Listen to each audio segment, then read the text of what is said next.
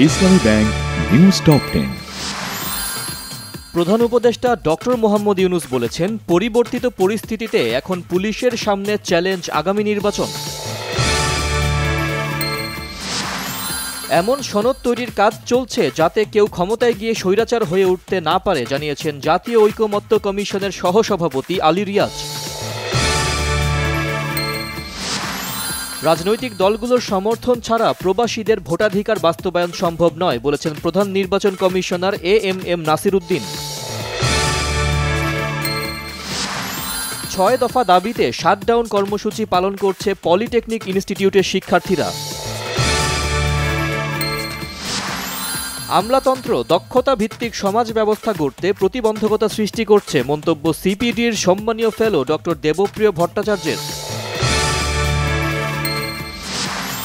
উন্নয়ন প্রকল্পে অনিয়ম দুর্নীতির অভিযোগে এলজিইডির প্রধান কার্যালয় সহ জেলা উপজেলা পর্যায়ে ৩৬টি কার্যালয়ে একযোগে দুদকের অভিযান। রাজধানীর মেরাদিয়ায় এবার গরুর হাট বসানো যাবে না, নির্দেশ হাইকোর্টের। উপকূলে ৯১-এর সেই ঘূর্ণিঝড়ের ক্ষত ৩৪ বছরেও পূরণ হয়নি, টেকসই বেড়িবাঁধ তৈরির দাবি।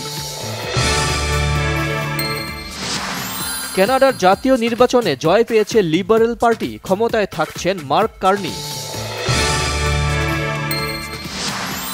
চট্টগ্রাম টেস্টে সাদমান ইসলামের সেঞ্চুরি, ৩ বছর পর শতক হাঁকালেন কোনো বাংলাদেশি ওপেনার।